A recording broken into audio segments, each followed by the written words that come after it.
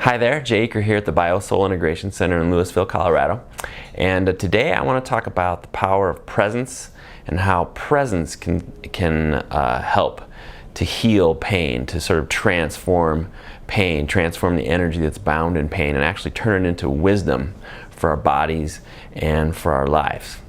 First of all, before we get started, if you could like this video, if you could share it with people who might be interested, share it on Facebook or wherever you do your social stuff, and of course please subscribe. That would be really helpful.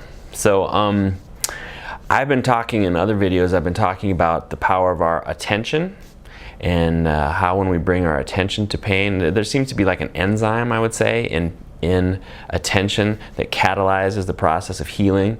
Just like in a chemical reaction, when it gets catalyzed, it gets sped up. Well, there's an enzyme in our attention. When added to our pain, it sort of catalyzes this process of unfolding the energy that's bound in pain. And if we want to break it down even further, there's something else that's going to be needed, which I would call presence. So it's just an added sort of step in addition to tension. And I like to say that attention plus love equals presence. So presence is really about adding the heart. It's really about seeing the pain, seeing any problem really, through and feeling's the kind of key word, feeling the pain or any problem, the sensations involved with the pain or the problem through the lens of the heart.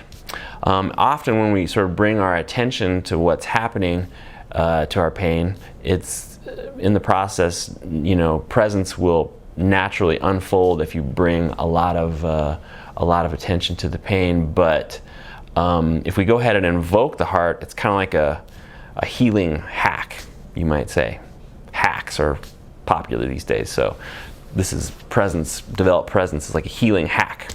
I've seen I've seen the results. I've seen what happens with people over and over and over again in my office here when they bring presence, when they bring their heart to their pain, when they see their pain through the lens and feel their pain through the lens of their heart. But people like sciencey stuff, and so I have run into this research and education organization called the HeartMath Institute. You may have heard of them. But the HeartMath Institute has been doing research for the last like 30 years or something on the heart and its characteristics and its role in healing and consciousness, etc. And they discovered that there is what they call a coherent state, where all the rhythmic, when you bring your attention, well, where all the rhythmic processes, the organ systems, the immune system, digestive system, the cardiovascular system, all these sort of rhythmic cyclical systems start to sync up with the brain, and this coherent state develops, and they call that physiological coherence. And in this state, there are a number of characteristics in that it tends to free up resources so people can heal, so their bodies work more efficiently, and a number of improvements in health that happen when this physiologically coherent state is happening. And that's kind of like when we bring attention. That's kind of on the level of bringing attention to our pain. And that state, I guess they say, can kind of develop on its own, but you can you can hack it by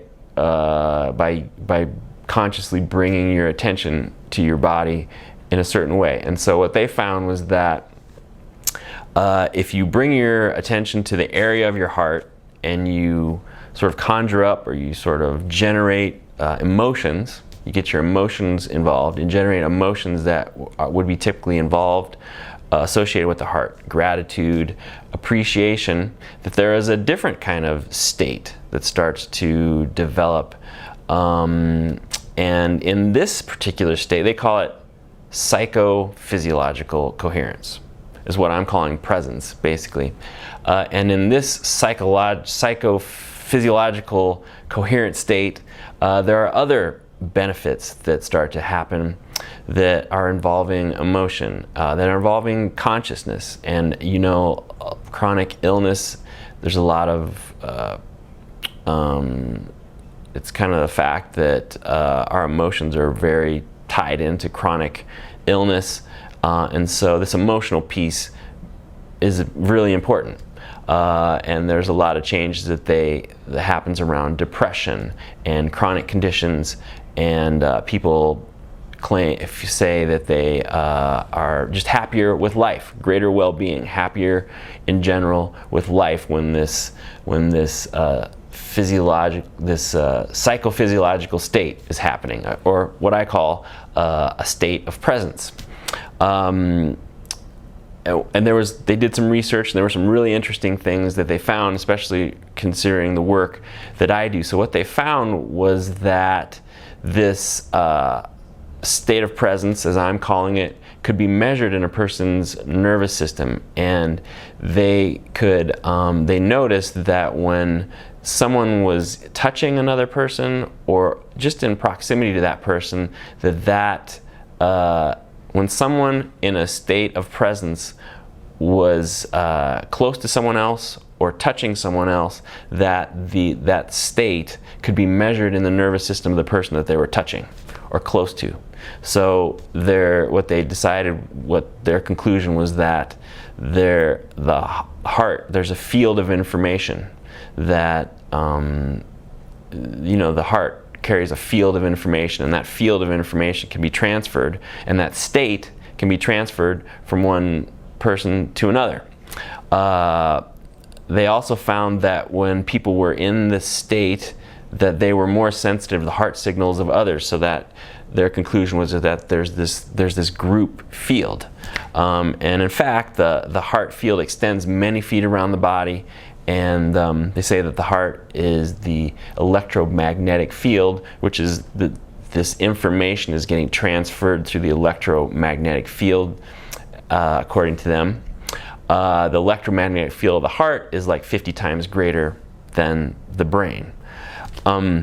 Also, in a study that they did, where they showed people emotionally neutral or emotionally charged images on a computer screen, and they were measuring their heart and their nervous system. What they found was that the heart reacted almost 5 seconds prior to them being shown emotionally charged images. That's even before the computer had even decided what image to show them. Their heart was already reacting. So there's a way in which the heart, the intelligence of the heart seems to sort of transcend our classic definition of time and space. And I would say that that's how people are able. Presence is really important in healing, and people are able to sort of heal things that happened in the past. Often people are really gripped by things, situations and traumas and things like that happened to them in the past. But the heart doesn't know past or future, and those things and all the energy that's bound in those things can be transformed into wisdom by the intelligence of the heart. And so, really, it's possible presence has the potential for changing, your life and for changing the world, really. I had a client that I was working with online the other day. I was doing a session with her, a distance session online, and one of her big concerns was all of what's going on in the world, And she ended up drawing her attention to her body and what was going on with her, and something unfolded in her where there was a part of herself that she'd always been pushing away, that had been made unconscious, and she started seeing that part of herself through the lens of her heart, and this big unfolding happened, lots of emotion. But I explained to her that that's how we heal the world. Again, like the Heart Math Institute points out, that the heart carries information, and so when we bring that, we sort of develop that presence in us when we can see parts of ourselves through the lens of our heart. Those who are in proximity or those who we touch, that same state gets spread to them, and as also Heart Math research pointed out, there's a field, and so people are responsive to a field of presence, basically, and that's really that's how we heal the world. So I just want to make a quick recap on bringing your, last time I talked about bringing your attention and how to do that. We bring our attention to a sensation of something in our body, something that's bothering us, pain, tension, whatever. You notice, where is it exactly? What are the boundaries? Does it have shape or volume? Is it moving in some way? Does it have other characteristics like color or texture or things like that? And often when we start to do that, emotion starts to come up. And that is the moment to bring presence. That is the moment to sort of see and feel, again, that's the operative word, feel what's happening through the lens of our heart, and feel the sensations of that pain through the lens of our heart. So again, breathing that into your heart, or generating love and appreciation and directing that sensation, the feeling of appreciation or gratitude towards the pain. What's another way to do that? Those are basically good ways to do that. You can use words like, you can call it my dear. You can call your pain your dear. It's a part of you, as if you're sort of holding it like you would a hurt baby or a hurt child, and in that way extending your heart to it. So it's radical, right? Like loving something that we've been pushing away so hard. And so naturally there's going to be some people who are going to have resistance to that, and especially in the sort of new age community that's kind of come about, I think, around The Secret, where we've gotten this idea that we can change the future with our thoughts, that our thoughts are so important. And people might have resistance to sort of saying yes to their pain, but that's because I don't want you to say yes to the thoughts. Your thoughts are BS, basically. I want you to say yes to the sensation. I want you to bring your attention to the sensation, and that way you're directly connected to the energy. The thoughts are secondary. So I want to make that distinction. You're bringing your attention to the sensations. You're saying yes to the sensation, the feeling, not the thoughts.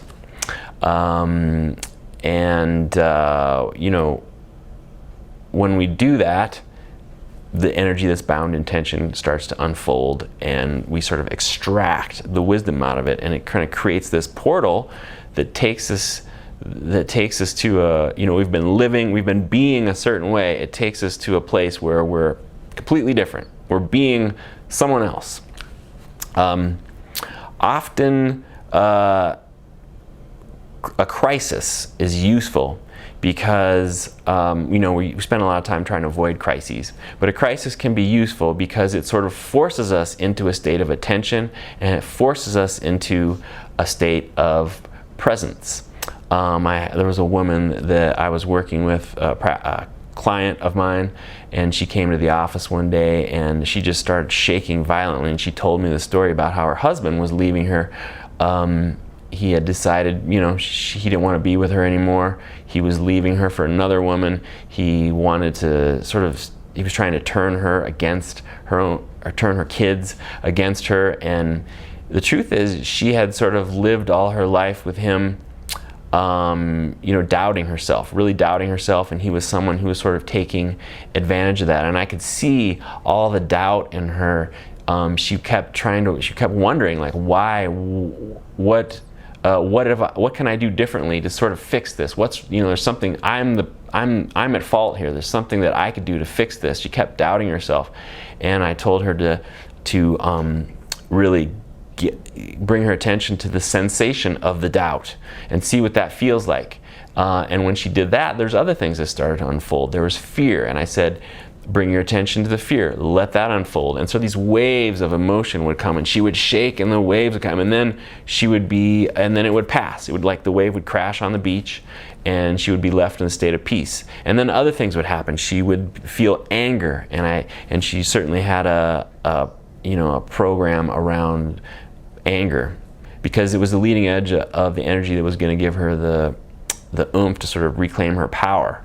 And so she naturally was skeptical of that, but I said, bring your attention to the anger and let it happen, and let it be there. And I just watched this process of her, these waves of her. Each wave, her anger was transformed into as it's seen through the lens of love and presence, it was transformed into this loving resolve, where she started to get on the same side as herself and started to be able to draw healthy boundaries in herself and say, no, wait a minute, that's not right. What happened was not right, and there's nothing wrong with me. And this anger is justified. And, you know, I kind of watched her transform in a major way just in the matter of minutes there. It was really cool. But she was able to, her heart, her anger and all that emotion was being seen through the lens of her heart. And so she was able to, have the strength to sort of protect her kids and come out the other side of that situation in a good way. But that's what happens. Presence creates a doorway that allows us to transform our pain and extract the wisdom for our bodies and our lives. It turns the energy that was bound into pain into something useful. Otherwise, that energy is something that just weighs us down. It's like a rocket ship. A rocket ship is full of fuel. There's it's just a massive amount of fuel in a big, huge rocket ship that is required to, launch it into space. Well, before that fuel is ignited, it's just weighing that rocket ship down, right? And that's what all our pain is doing. It's just like weighing us down. But with presence catalyzes that energy and turns it into fuel. And that fuel can propel us to the upper limits of what's possible for our bodies and our lives. And so that's what's possible with presence. So again, I hope you liked this video. I hope you found it useful, interesting. Please like it, share it with people that might be interested and need it. And I look forward to helping you express more life. Have a great day.